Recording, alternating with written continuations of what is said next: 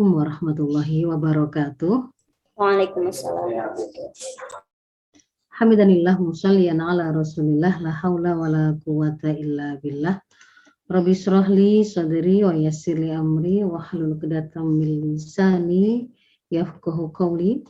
Rabbi zidna ilma warzuqna fahma. Yang terhormat para guru saya di sini, senior atau teman sejawat, dan juga ibu-ibu sekalian, para muslimah yang menghadiri kajian aktual muslimah ya. Alhamdulillah, karena dakwah dan juga karena sharing ilmu sedikit yang kami punya, kita dipertemukan oleh Allah dalam majelis yang insya Allah mubarakah sekalipun berbeda kota ya. Saya terus terang baru pertama kali ketemu sama ibu-ibu ini. Ibu-ibu sekalian yang dimuliakan Allah, hari ini saya mendapatkan amanah untuk menyampaikan atau sharing terkait dengan bagaimana gambaran sistem kesehatan Islam dalam menyelesaikan pandemi.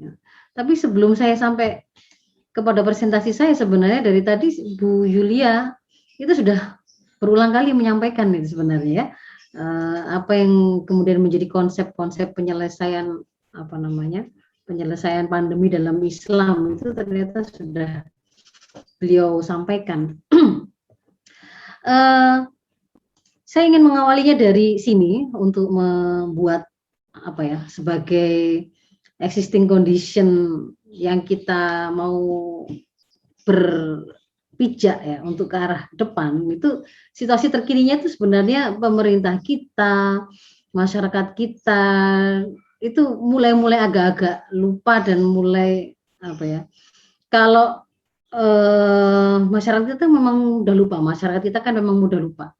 Kalau Juli kemarin itu sempat kita sampai menjadi epicentrum dunia karena angka harian tertingginya, kemudian angka kematiannya yang sangat tinggi dan suasana yang mencekam karena chaos di seluruh Sariankes ya, antrian yang luar biasa sampai ke ke tempat parkir sampai ke jalan-jalan itu masih baru sebenarnya dari kita, tapi begitu kemudian situasi itu mulai mereda, agak turun, seperti hari ini kan mulai menurun, itu rasa-rasanya sepertinya gitu ya, masyarakat kita sudah agak-agak lupa dengan situasi chaotic dan mencekam sebelumnya, sudah nggak menakutkan lagi begitu. Nah, tadi dikatakan oleh Dr. Yulia, meskipun masih level PPKM level 3 ya, tapi seperti sudah normal-normal saja begitu ya, orang sudah sibuk untuk merencanakan rekreasi dan seterusnya. Jadi dunia sudah tidak lagi bicara dan meratapi atau menghitung berapa banyak kemarin itu korban-korban yang sudah kita kehilangan ya di masa pandemi ini. Tapi yang jelas ke depan mereka sudah membuat sebuah prediksi bahwa pandemi ini akan lama berakhirnya, 5-10 tahun kemungkinan masih akan tetap berjalan. Para pakar juga sudah menyampaikan bahwa ini akan berubah jadi endemi, akan tetap ada gitu ya. Dan itu nanti mungkin Dr. Yul bisa menerangkan. Jadi di antara dasarnya pijakannya, indikatornya satu penyakit itu akan bisa jadi endemis adalah angka reproduksinya. Sulit sekali bahkan di negara yang dia terkategori maju untuk bisa mencapai angka di bawah 1 ya. Jadi kemungkinan besar dunia mengatakan ini akan menjadi endemik, tidak akan hilang, tidak akan terjadi eradikasi. Di Indonesia sendiri kemudian sudah, bahkan rapat-rapatnya pejabat itu sudah bicaranya sudah tidak mengendalikan pandemi, menangani pandemi begitu ya, yang sebenarnya masih berjalan dan ada peluang untuk kemudian ada gelombang serangan, gelombang berikutnya. Tapi sudah nuansanya itu adalah kita bersiap-siap new normal yang benar-benar new normal, sudah siap lah, seperti kita sudah benar-benar sudah siap untuk new normal. Sudah dimintakan dibuatkan strategi transisi dari pandemi menuju ke epidemi atau endemi. Kemudian Menkesnya, Menkeu-nya, ketua Satgasnya, ya, Ketua BNPB-nya sudah mengatakan kita akan semua strateginya ini ke depan ini adalah merubah pandemi ini jadi endemi. Dan kalau saya sempat browsing sedikit, strategi andalannya itu 3, gitu, dikatakan oleh Menteri Kesehatan itu ya 3M, kemudian 3T, lalu vaksinasi. Yang kemudian agak menjadi tambahan untuk mensukseskan hal tersebut adalah akan lebih banyak dipakainya aplikasi Peduli Lindungi itu dalam terintegrasi dalam setiap aktivitas, apakah itu sekolah, apakah itu bisnis, ataukah itu rekreasi dan seterusnya itu ya. Nah, jadi kalau memang sebenarnya umat ini atau masyarakat ini sudah mulai lupa, karena memang kata pepatah Arab itu al-insan makhluk khata' wa nisyan, kita itu mudah salah, mudah lupa. Sekarang mulai agak lupa. Tapi mestinya kemudian kita harus tetap memberi perhatian pada persoalan ini, karena selain dia sebenarnya masih jadi existing problem, hendaknya kita belajar dari kesalahan yang kemarin kita lakukan. Apakah sebenarnya angka kematian sebesar itu, angka pertambahan kasus yang sempat menjadi epicentrum dunia itu sebenarnya ada kesalahan yang kita lakukan, ataukah memang yes itu pokoknya kodoknya sunatullahnya penyakit ini itu begitu gitu. Karena hari ini kan kalimat-kalimatnya terutama para partai pendukung rezim atau pemerintah itu kan, koalisi pemerintah itu kan sudah mulai menyatakan kalimat Bapak ada di track yang benar, kita semua mendukung, bangga berada di belakang kepemimpinan Bapak, karena memang ini penanganan pandemi yang Bapak ambil itu betul-betul luar biasa gitu kan. Mungkin ada yang tahu ya itu videonya siapa ya, benar-benar tepat ya. Yang kalau bahasa Pak Presiden itu antara gas dan rem gitu kan ya, kita harus pintar-pintar memainkan gas dan rem. Nah, apakah memang pada faktanya sebenarnya itu terjadi gas dan rem itu di lapangan secara harmoni, ataukah sebenarnya lebih banyak pada gasnya, gas ekonomi begitu ya, gas ekonominya sebenarnya, ataukah hal yang lain, nanti kita akan lihat di belakang. Jadi seolah-olah itu kemudian kita melihat kok seperti tidak mengambil pelajaran ya, kok seperti tidak ada salahnya sama sekali ya, karena ketika kita melihat kalimatnya itu, diantaranya kalimatnya Pak Prabowo ya, yang mengatakan betul-betul strategi kita itu paling tepat, sehingga ketika negara lain itu mereka yang sangat ketat, mungkin yang Wuhan tadi, Thailand, kemudian beberapa negara New Zealand tadi kemudian dikatakan sangat ketat itu, kemudian kalau tadi digambarkan oleh Dr. Yulia tadi sangat bagus pengaruhnya pada segera terkendalinya penyakit ini. Malah kalau lihat kalimatnya salah satu partai koalisi tadi mengatakan justru kalau terlalu ketat kita itu ternyata negara-negara ini susah untuk bangkit. Nah, kita ini pas katanya begitu. Nah, maka saya ingin menunjukkan kepentingan kita tetap membicarakan ini dengan proyeksi untuk ke depan, meskipun kayaknya agak mengulang-ulang sesuatu yang sudah sehari-hari dibicarakan, dan hari ini bahkan masyarakat sudah mulai bosan gitu ya, sudah nggak usah dibicarakan lagi. Kita tetap akan menyampaikan, karena seorang mukmin itu tidak boleh terperosok jatuh ke dalam lubang yang sama 2 kali. Masa kemudian kita itu mengalahkan hewan gitu, yang keledai saja akan jatuh pada lubang yang sama 2 kali. Nah, saya sangat mengapresiasi pertemuan atau forum kita pada hari ini yang kemudian mencoba mengangkat persoalan ini sebagai bagian dari persoalan yang sedang terjadi di tengah masyarakat, dan saya yakin itu karena dorongan iman. Ketika Rasul mengatakan bahwa di dalam kehidupan seorang mukmin itu kan tidak ada kamus egois ya. Jadi dia setiap bangun tidur kalau kemudian tidak terbersih sedikit pun di dalam bendanya urusan umat ini, itu falaisa minhum, kata Rasul kan begitu. Maka hari ini diangkat topik yang update, tetapi kemudian yang saya apresiasi lebih adalah ada porsi yang kemudian bertanya kepada Islam, bagaimana solusi yang disampaikan oleh Islam untuk menyelesaikan persoalan tersebut.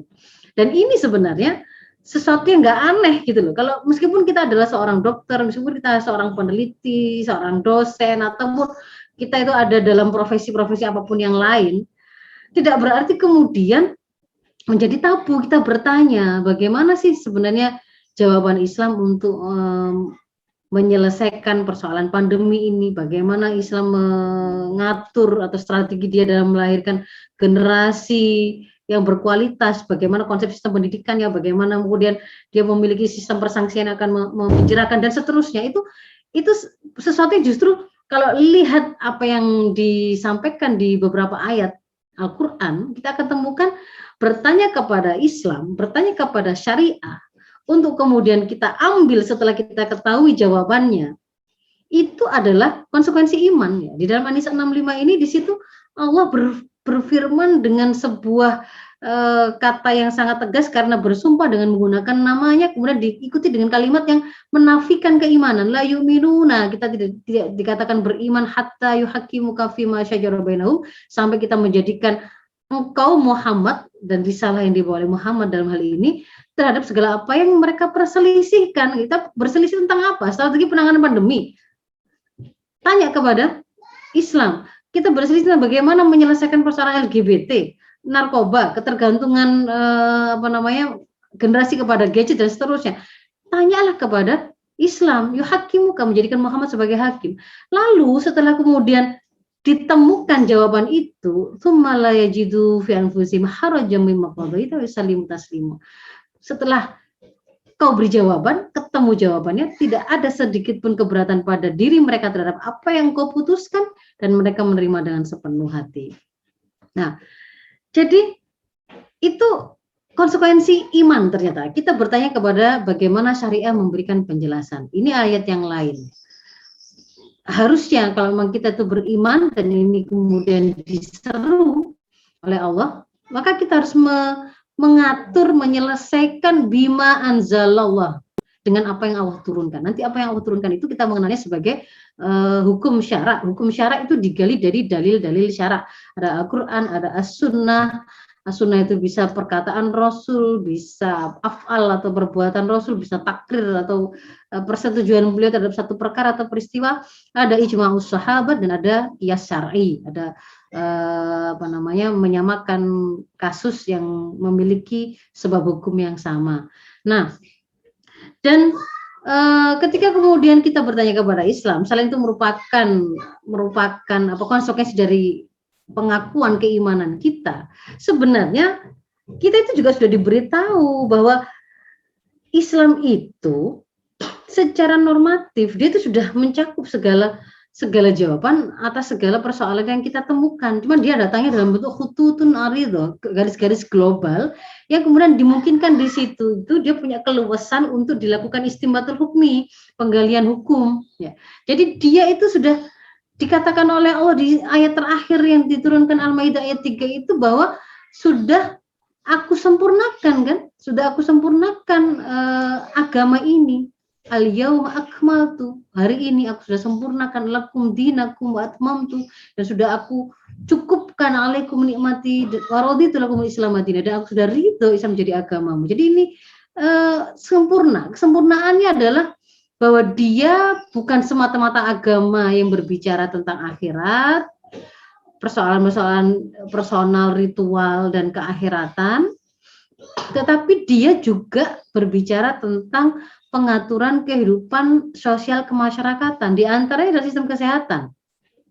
Makanya dia kalau di An-Nahl 89 itu kita menemukan ayat yang mengatakan wa nazzalna 'alaikal kitaba tibyanan, penjelas likulli syai', untuk segala sesuatu. Sehingga kita nggak salah kalau kemudian bertanya kepada bagaimana sih kemudian Islam itu memberikan sebuah penjelasan tentang penanganan pandemi ini. Sebelum masuk kepada bagaimana sistem Islam menangani wabah, saya ingin mengawalinya dengan memberikan ilustrasi tentang sistem kesehatan itu dalam satu peradaban. Itu posisinya itu bagaimana sih? Kalau kita bicara sistem kesehatan, itu kita tidak semata-mata bicara tentang bagaimana obat itu cukup, ada oksigen, ada bed, ada ruang ICU, ada rumah sakit, bagaimana pemilihan tes untuk screening, bagaimana untuk melakukan pemeriksaan golden standarnya itu apa, nggak sekedar bicara begitu ya. Yang itu adalah sesuatu yang ada di hilir sebenarnya. Yang kemudian keputusan tentang sains, ilmu, teknologi di bidang kesehatan seperti apa yang kemudian akan kita pakai. Gitu. Kayak awal-awal kita pandemi itu kan kemudian yang dijadikan sebagai sirine tes antibody-nya. Itu yang menentukan itu siapa itu, atas bisikan siapa begitu ya. Itu ternyata itu sesuatu yang kalau kemudian kita lihat sangat dipengaruhi oleh sesuatu yang lebih hulu, lebih di sebelumnya begitu ya. Ivermectin gitu ya. Kok bisa kemudian muncul ada BUMN dan kemudian ada banyak pejabat-pejabat yang mempromosikannya. Kita akan memproduksinya, harganya murah, itu akan begini-begini. Sampai ada influencer-influencer dan buzzer bahkan yang kemudian mempromosikannya. Itu bagaimana? Ya sebenarnya kemudian kalau kita lihat sistem kesehatan itu dia sangat dipengaruhi oleh sistem politik yang akan melahirkan kebijakan peraturan seperti apa. Misalnya kalau terkait dengan penanganan pandemi ini di Indonesia, dulu awal-awal itu ada Perpres yang membentuk Satgas COVID gitu kan ya. Tapi kemudian di tengah jalan kemudian dirubah menjadi Komite Pengendalian COVID dan Pemulihan Ekonomi Nasional ya, pemulihan ekonomi itu dijadikan satu. Itu yang melahirkan dari mana? Itu ada sistem politik begitu. Dan kemudian kok sampai kemudian di hilir pernah ada satu rumah sakit yang itu rumah sakit Sarjito ya, sampai di IG-nya. Saya memang langsung lihat ke IG-nya waktu itu. Sekarang sudah nggak ada. Dia membuat sebuah memasang pengumuman begitu ya. Need donation, call for donation and call for volunteer ya. Jadi butuh donasi atau sumbangan dan juga butuh relawan. Donasi untuk apa? Untuk hal yang sangat remeh di situ tuh ya. Selain untuk oksigen, untuk selimut, untuk obat-obat dan vitamin dari nakes sampai itu rumah sakit pemerintah kok sampai masang pengumuman seperti itu di IG resminya. Itu bagaimana ceritanya? Karena pada saat itu ternyata memang kemudian mereka benar-benar kehabisan dan tidak ada pendanaan yang kemudian menjamin bahwa kebutuhan mereka itu terpenuhi. Ini sangat dipengaruhi oleh sistem ekonominya. Sementara kalau kita bicara sistem politik dan sistem ekonomi itu sangat dipengaruhi dan dibentuk oleh sesuatu yang lebih mendasar, lebih paradigmatik, yaitu ideologinya. Ideologi kalau dalam satu kitab ya, satu buku, salah satunya adalah Nizamul Islam. Syekh Taqiyuddin An-Nabhani mengatakan ideologi itu adalah akidah akliyah ambasiku anhanidham.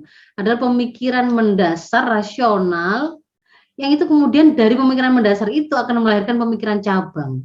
Pemikiran cabang ini adalah yang kemudian kita lihat sebagai pengaturan di seluruh aspek kehidupan.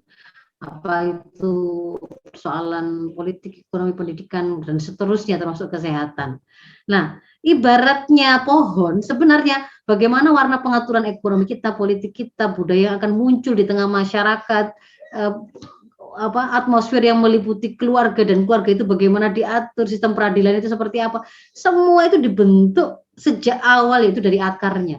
Kalau akarnya ini benar, maka tampilan di atasnya semuanya, nidhamnya tadi, peraturan kehidupan yang digunakan untuk mengatur interaksi masyarakat itu akan benar. Tapi kalau salah ya salah semua. Nah, demikian pula kalau kemudian kita lebih zoom begitu ya. Kalau kita lihat apa yang tadi disampaikan, persoalan nakes yang banyak jadi korban, jumlahnya sedikit, akhirnya mereka juga kelelahan, ternyata obat nggak tercukupi, APD awal-awal bahkan kemudian sampai masyarakat membuat jahit-jahit sendiri, entah itu kualitasnya itu sudah sesuai dengan quality yang dibutuhkan atau tidak, sampai awal itu kan masker hilang, kok masker hilang, APD kok hilang gitu ya. Lalu kemudian yang kemarin itu oksigen hilang. Itu yang kita lihat itu adalah sesuatu yang sebenarnya sangat dia adalah item-item jadi bagian dari sistem kesehatan, tapi sebenarnya sistem kesehatan ini juga berkorelasi dengan yang lain-lain. Kenapa kok kemudian masyarakat itu susah untuk taat, misalkan terhadap apa yang menjadi kebijakan negara? Itu sangat dipengaruhi juga oleh sistem politiknya. Sistem politiknya yang kemudian ternyata menghasilkan para pejabat-pejabat yang korup gitu ya. Sistem ekonominya, ketika kemudian yang diterapkan adalah sistem ekonomi kapitalisme, ternyata kita juga melihat peraturan atau perundangan yang keluar itu memang kemudian dimenangkan oleh para kapital. Termasuk diantaranya misalkan Indonesia kadung di awal pandemi itu sudah kadung terikat kontrak tentang perjanjian tentang investasi dengan Cina, sehingga meskipun pada waktu itu sebenarnya Wuhan atau Cina sedang menjadi pusatnya wabah, malah kita kemudian membukanya, atau kemudian karena para pemilik modal itu adalah yang memegang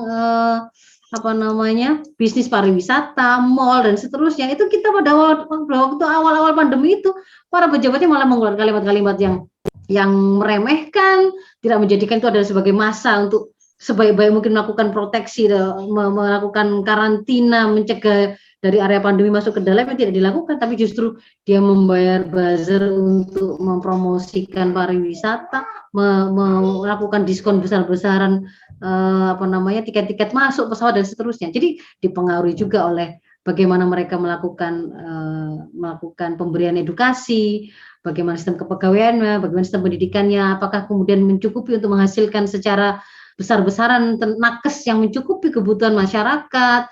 Kalau kemudian ada yang melakukan penimbunan barang-barang yang dibutuhkan oleh masyarakat, apakah sanksinya menjeratkan ketika ada pejabat yang melakukan korupsi bansos ya? Itu seperti apa? Jadi ternyata berhubungan di sini.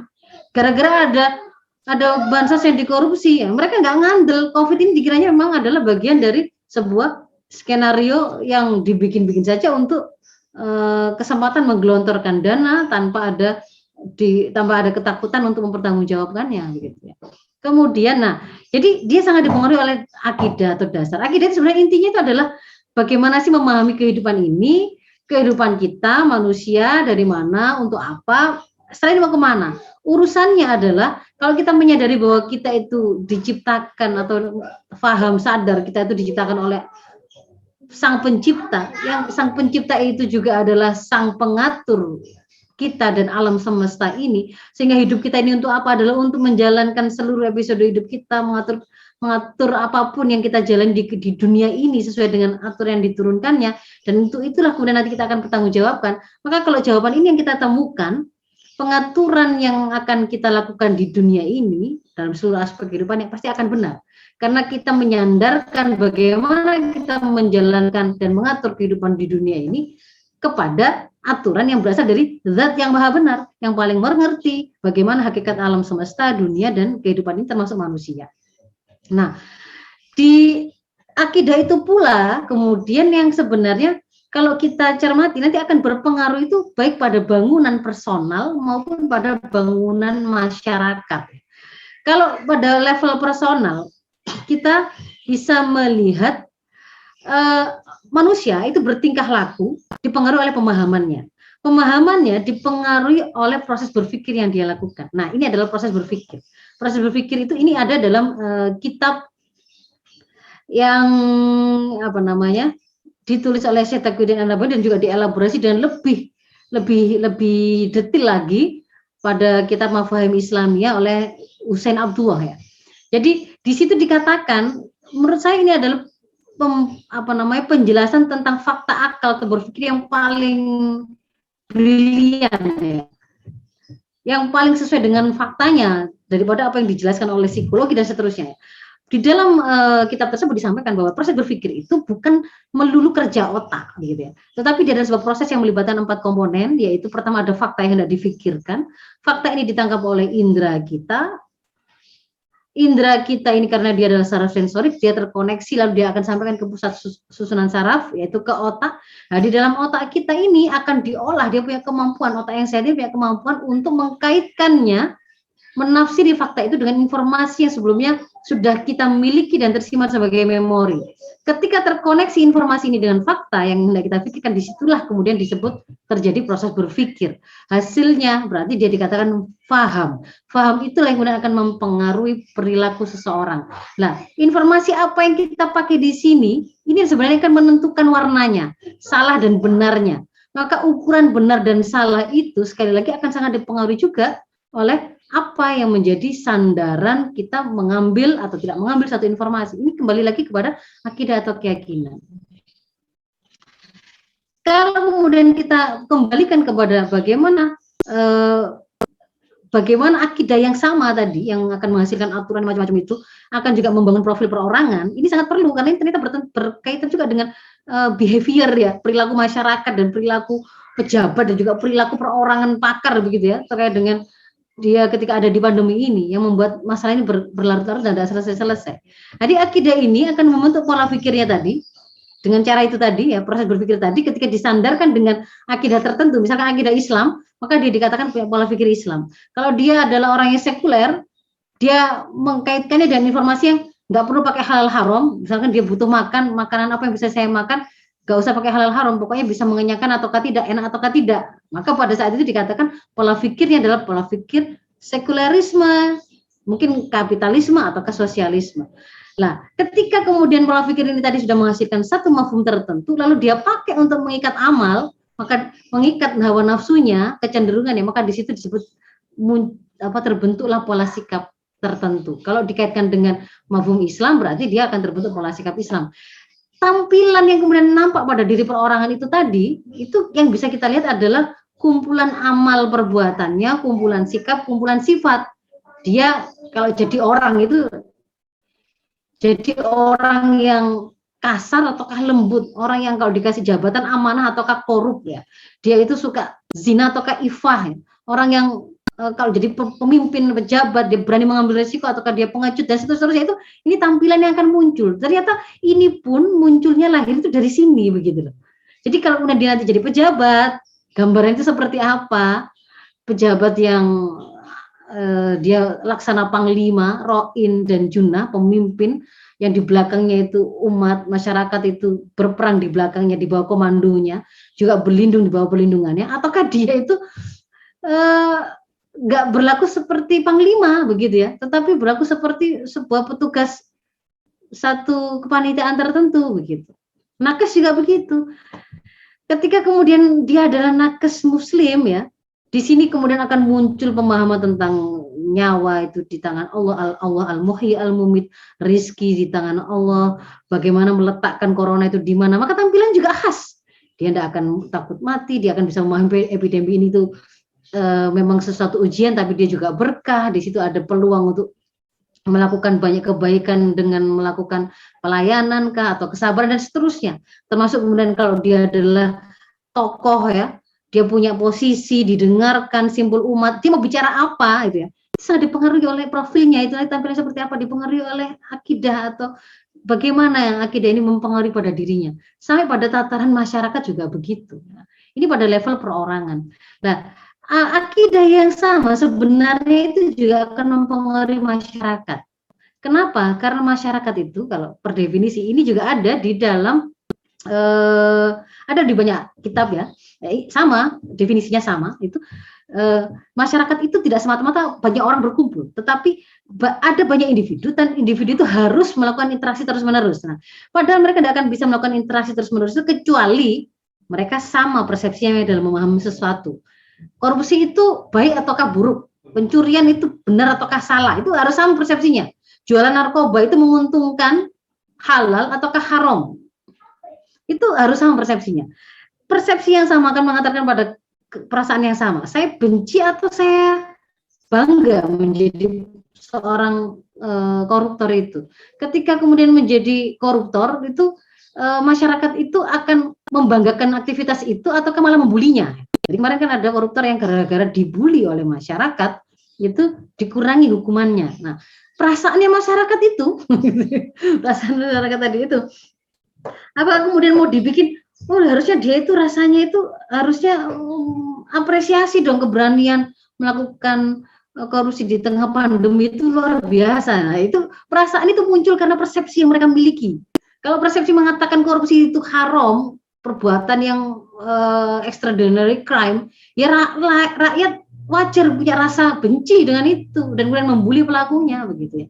Nah, ini akan kemudian menjadi interaksi yang sifatnya terus-menerus langgeng kalau diatur dengan aturan yang sama sejenis dengan perasaan dan persepsinya. Padahal tadi saya sudah katakan peraturan tadi ini dibentuk lahir dari mana akarnya? Akidah. Persepsi dari mana lahirnya? Akidah. Perasaan dibentuk oleh persepsi. Jadi ternyata sampai pada level membentuk masyarakat itu juga berawal dari bangunan akidahnya. Nah, Bu Faizah, mohon maaf, 14 menit lagi, Bu. 14 menit lagi. Jadi dari situlah kemudian nanti itu yang namanya sistem kesehatan dalam Islam, dan kalau kita bicara sistem kesehatan karena subsistem dari sistem bernegara itu dalam hasanah keilmuan, sistem pemerintahan dalam Islam atau sistem format bernegara dalam Islam kita mengenalnya dengan sistem khilafah atau sistem daulah Islam atau imaratul mukminin ya, yang kalimatnya bisa macam-macam, tetapi yang disebut dari lafaz itu adalah sebuah sistem, sebuah peradaban yang lahir mulai bangunan dari akidah Islam lalu kemudian melahirkan sistem cabangnya itu dari akidah tadi gitu. Nah, kita membuka tuntunannya. Yang pertama adalah tentang paradigma kesehatan. Bedanya dengan sekularisme yang berusaha membuang wahyu dan kemudian menetapkan sendiri aturannya, lalu kemudian mereka merumuskan, menemukan ideologi kapitalisme, maka Islam itu meletakkan kesehatan itu bukan komoditas. Kalau hari ini kan Islam kesehatan itu komoditas dalam rangka kapitalisme, sehingga orang akan bisa mendapatkan layanan itu setara dengan kemampuan dia membeli komoditas itu. Kalau dalam pandangan Islam, kesehatan itu adalah kebutuhan pokok. Namanya kebutuhan pokok manusia, haja asasiyah, harus terpenuhi. Rizka mungkin harus dipenuhi dan dia bukan komoditas. Lalu siapa kalau dia harus dipenuhi itu dijadikan sebagai hak warga negara, hak dasar, berarti semuanya harus dapat, mau laki perempuan tua muda sakit. Bu Resi di mohon maaf, siapa saja ya, meskipun dia itu baik laki perempuan tua muda sakitnya panu maupun sakitnya itu yang membutuhkan biaya cukup besar gitu ya, semuanya harus terpenuhi, terjamin, terselesaikan. Nah, siapa penanggungnya? Penanggung jawabnya itu adalah al-imam. Al-imam itu kepala negara. Disebut dulu memang dia. Pasal kemudian nanti di bawah itu kemudian ada struktur kekuasaan lebih kecil berikutnya, tetapi pemelihara urusan umat ini yang kemudian akan menjadi pengendali dan penanggung jawabnya yang disebut itu adalah ro'in, pemimpin itu adalah al-imam, adalah amir mukminin. Jadi dia harus bertanggung jawab penuh. Tidak boleh kemudian memposisikan diri sebagai hanya fasilitator atau regulator. Jamin kesehatan itu bagaimana caranya? Kamu urunan tapi sesama rakyat saling bantu-membantu. Saya menyediakan aturannya. Tidak boleh begitu. Ketika kemudian ada yang tidak sanggup, ketika kemudian ada yang kemudian terlewatkan, ada yang kemudian mendadak mulanya mampu membayar premi, mendadak miskin, kemudian kesulitan dengan administrasi yang ada, dia lepas tangan karena aturannya sudah begitu. Itu adalah klaim yang ditentukan oleh tarifnya itu sudah disepakati melalui begini, dia lepas tangan antara pejabat di pusat dengan di daerah, kemudian juga berbeda suara gitu ya. Tidak boleh kemudian negara juga berpikir layaknya penjual dan pembeli ketika berbicara tentang pelayanan kepada rakyat dalam hal ini kesehatan. Lalu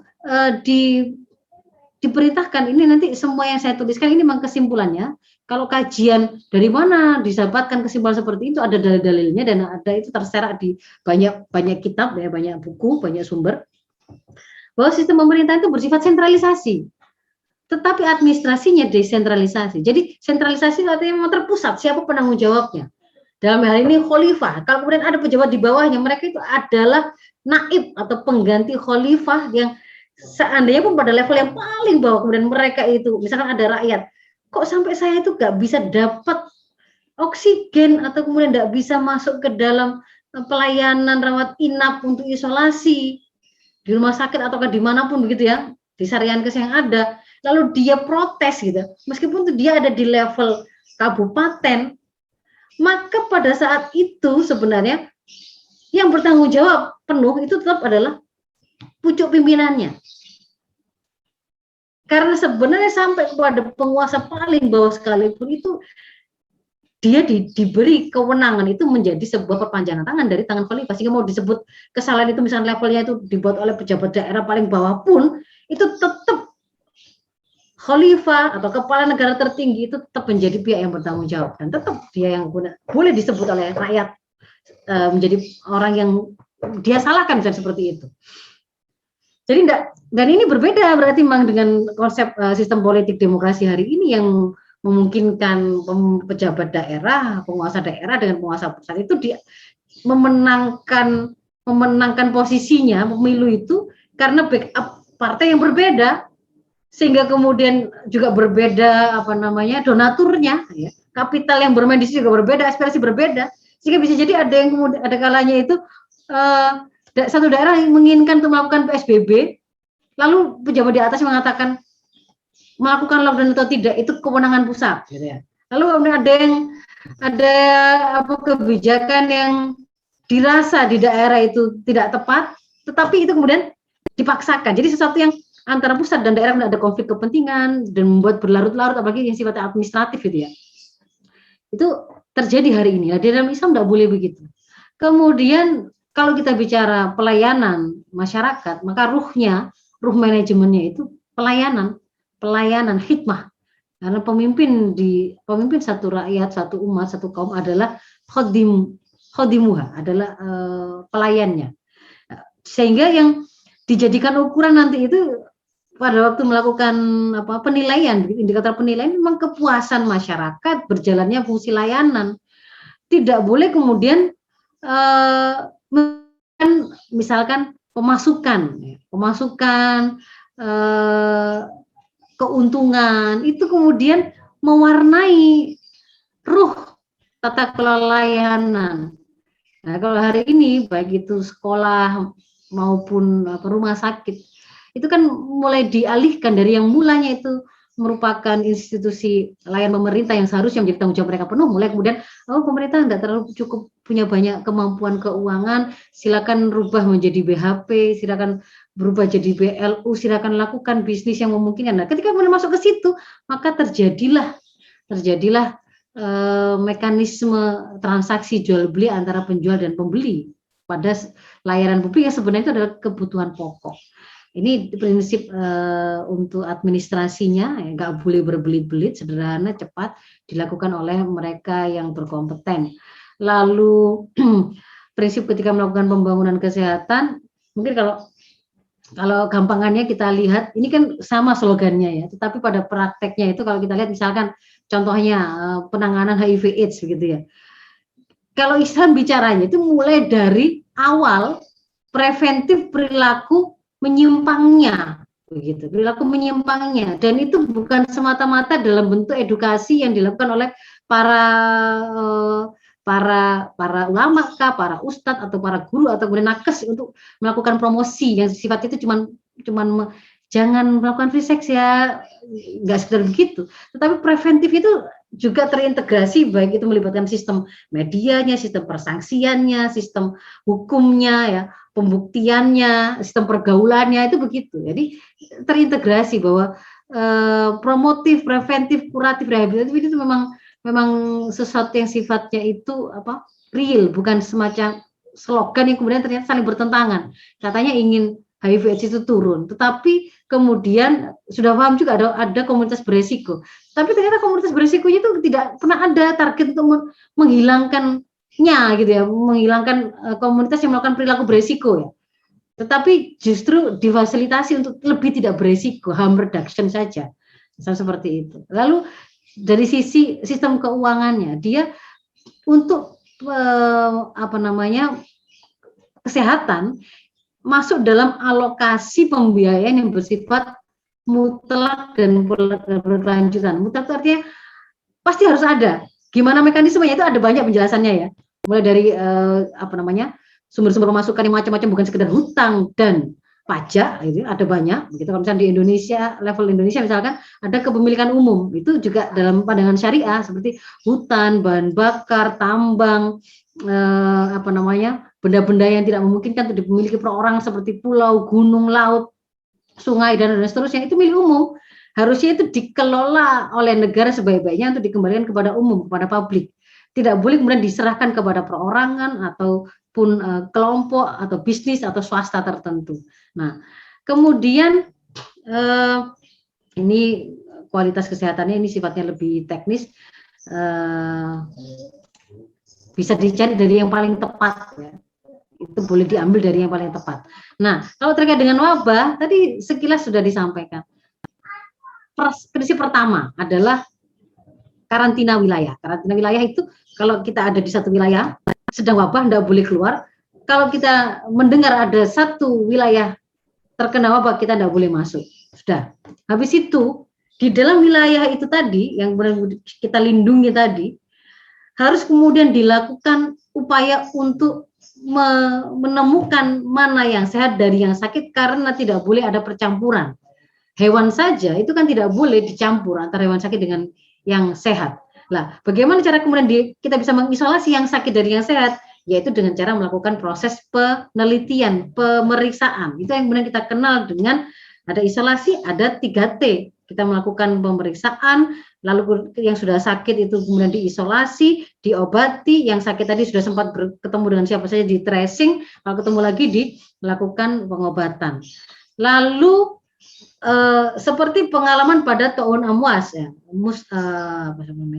Amr bin As itu membaca fakta wabah yang kok nggak selesai-selesai, itu kemudian beliau mengamati, beliau menyimpulkan bahwa ternyata wabah ini itu nggak selesai-selesai, ibaratnya api yang percikannya menyebar terus tuh, bahan bakunya, bahan bakarnya itu adalah pertemuan, gitu. Sehingga kemudian beliau merekomendasikan dilakukan social distancing, sehingga To'un Amwas itu dikatakan dalam sejarah cuma 1 tahun deh, selesai.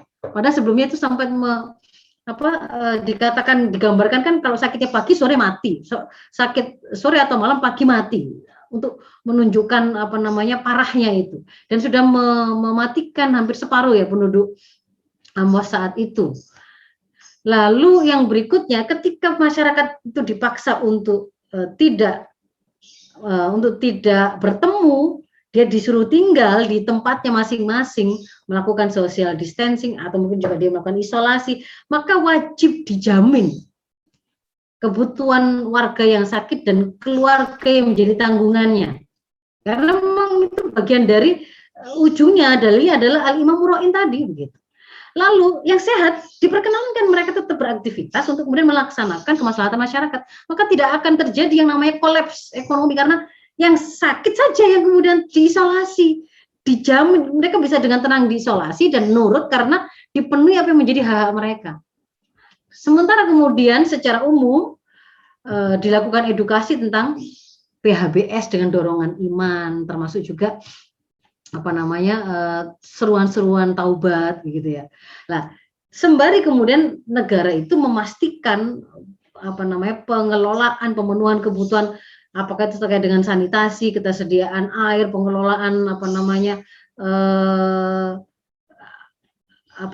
gorong-gorongnya dan seterusnya itu ya, untuk kemudian dia memastikan itu akan mendukung terwujudnya lingkungan yang bersih, sehat, dan akan membuat imun warga itu kemudian naik. Yang ke-8, di luar area wabah, misalkan sempat di awal waktu itu misalkan kita mengisolasi dari area-area wabah sebelumnya, seperti di Cina atau wilayah yang lain, atau India seperti ketika sebelum ada gelombang kedua dengan deltanya itu, varian deltanya, lebih aman begitu ya. Kita mungkin beraktivitas tetapi di dalam sini begitu, yang belum terkena wabah, misalkan belum terkena wabah, bisa beraktivitas seperti biasa, tapi yang sifatnya bisnisnya itu lintas negara saat itu tidak. Atau kalau misalnya sudah mulai di jauh mulai ada, kita kan kepulauan, kan bisa juga kemudian masuk ke dalam lockdownnya itu areanya, Jawa itu area wabahnya, berarti Kalimantan, Sumatera itu harus tidak boleh ada yang masuk dari Jawa atau keluar ke Jawa kan begitu dan seterusnya. Sehingga kehidupan ekonomi juga tetap jalan. Nah, kita pernah pengalaman juga pada masa-masa sebelumnya itu bahwa mengalami dunia pernah mengalami wabah Black Plague ini lumayan sampai menghabiskan setengah penduduk Eropa ya waktu itu ya. Dan kekhilafan Islam juga terpengaruh. Tapi pada saat itu yang kita dapatkan itu adalah ada mekanisme untuk kemudian melakukan apa yang dirumuskan, yang digali dari apa yang tadi saya sampaikan di atas sehingga akhirnya selesai. Jadi meskipun kita terdampak, akhirnya kita tetap berhasil bangkit, menyelesaikan pembangunan Alhambra di Granada itu, Granada Alhambra di Spanyol itu setelah wabah plague selesai. Sementara pada saat yang sama Eropa tidak pernah berhasil menyelesaikan pembangunan katedral Siena, Italia. Mungkin itu dulu yang bisa saya sampaikan. Terima kasih. Afu minkum ihdinas siratal mustaqim. Assalamualaikum warahmatullahi wabarakatuh.